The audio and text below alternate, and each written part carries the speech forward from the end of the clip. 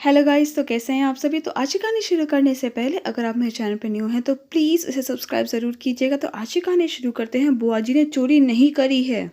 शक की कोई दवा नहीं होती। शक नहीं कर रही हूँ, अपनी इन्हीं दोनों आंखों से देखा है उन्हें हमारे कमरे में से कुछ सामान उठाते हुए।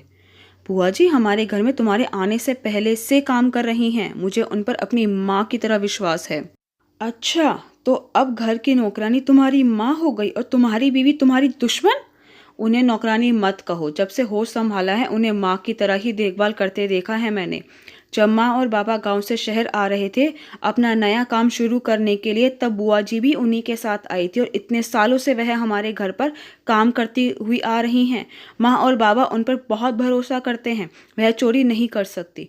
तो तुम नहीं मानोगे कि वह हमारे घर में से कुछ चुरा रही थी। कोई अपने ही घर में चोरी करता है क्या। 25 साल से भी ज़्यादा समय हो गए हैं उन्हें इस घर में काम करते हुए। किसी के घर में बरसों काम करने से ईमानदारी का ठप्पा नहीं लग जाता है। तुम्हें याद है वह शर्मा जी, पिछले महीने उनके घर में रहने वाला उनका नौकर एक दिन सारा सामान चुराकर कैसे चंपत हो जाता है। अरे जब डाका पड़ जाएगा तभी चलोगे क्या उनके कमरे की तलाशी लेने। एक को पता था पलक से बात करना यानी पत्थर से अपना सर फोड़ना। जब तक यह अपनी बात साबित नहीं कर देगी मेरा पीछा नहीं छोड़ेगी।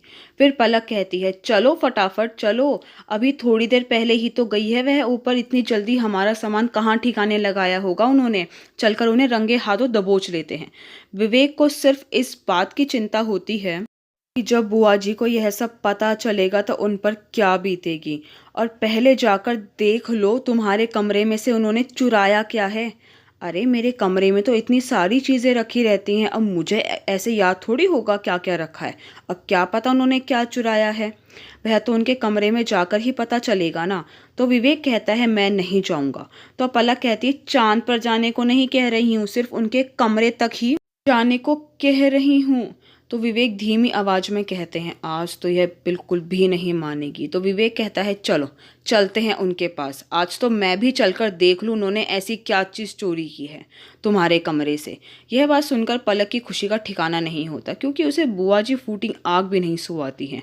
क्योंकि पलक रोज़ देर से उठती है, थाली में खाना भी छोड़ देती है और शाम को मंदिर में दीपक भी नहीं जलाती थी। तो कभी कभी बुआ जी उसे इस बात पर बोल दिया करती थी कि सुबह देर तक सोना, थाली में भोजन छोड़ना अच्छा नहीं होता और शाम को हमें मंदिर में दिया ज़रूर जलाना चाहिए, ईश्वर के सामने हाथ जोड़ने चाहिए हैं। यही सब बातें पलक को पसंद नहीं आती थी कि वह घर की नौकरानी होकर भी मुझे ऐसे उपदेश कैसे दे सकती है। विवेक और पलक बुआ जी के कमरे की तरफ जाने लगे तो पलक तो बुआ जी के कमरे में एकदम से घुसकर उन पर तानों की बौछार शुरू कर देती है कि बताओ आप हमारे कमरे में से क्या चुरा कर लेकर आई हो। पलक की यह बातें सुनकर उनकी नज़रें अपमान से नीचे हो जाती हैं और आंखों में पानी आ जाता है। पलक फिर से बोलती है बोलिए क्या लेकर आई हैं आप। विवेक सिर झुकाकर चुपचाप कमरे के बाहर ही खड़ा रहता है और पलक जाकर खींचकर विवेक को कमरे के अंदर ले आती है। कमरे को देखकर विवेक को जैसे चक्कर सा आ गया। विवेक पहले अपनी माँ के साथ अक्सर इनके कमरे में आया करता था। पहले उनकी माँ ही बुआ जी की ज़रूरतों का ध्यान रखती थी और माँ के जाने के बाद वह बुआ जी के कमरे में कभी नहीं आया, क्योंकि फिर उनकी ज़रूरतों की जिम्मेदारी पलक ने उठा ली थी। उनके कमरे की इस दुर्दशा की कल्पना तो उसने अपने ख्वाबों में भी नहीं की थी। कमरे का प्लास्टर पूरी तरह से उखड़ा हुआ था। कमरे की छत एक तरफ से पूरी सीली हुई थी। विवेक ने दूसरी तरफ नज़र घुमाई तो एक तरफ कुछ बर्तन और डिब्बे पड़े हुए थे।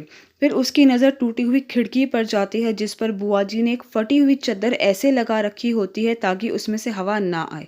फिर उसे याद आता है कि यह तो वही चादर है जो सुबह पलक ने फेंक दी थी। पलक फिर से बुआ जी से पूछती है कि बताओ क्या लाई थी आप हमारे कमरे से। तो विवेक एकदम से चिल्लाकर बोलता है कि वह देखो वह चद्दर लाई थी हमारे कमरे से जो तुमने सुबह फेंक दी थी। अगली बार जब तक तुम्हें पूरी बात ना पता हो तब तक तुम किसी से भी ऐसे ऊंची जबान और बदतमीजी से बात मत करना। अब जाओ यहाँ से। पलक चुपचाप वहां से चली जाती है।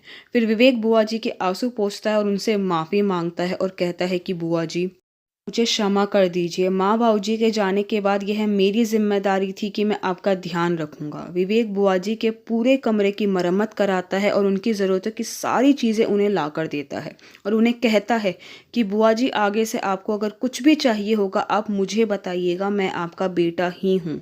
आई होप गाइस कि आपको आज की मेरी वीडियो पसंद आई हो। अगर आपको मेरी वीडियो पसंद आई है तो प्लीज़ उसे लाइक ज़रूर कीजिएगा, शेयर कीजिएगा, मुझे कमेंट करके बताइएगा कि आपको मेरी वीडियो कैसी लगी। अगर आपने अभी तक मेरे चैनल को सब्सक्राइब नहीं किया है तो प्लीज़ उसे सब्सक्राइब ज़रूर कीजिएगा। Thank you so much guys मेरी वीडियो देखने के लिए।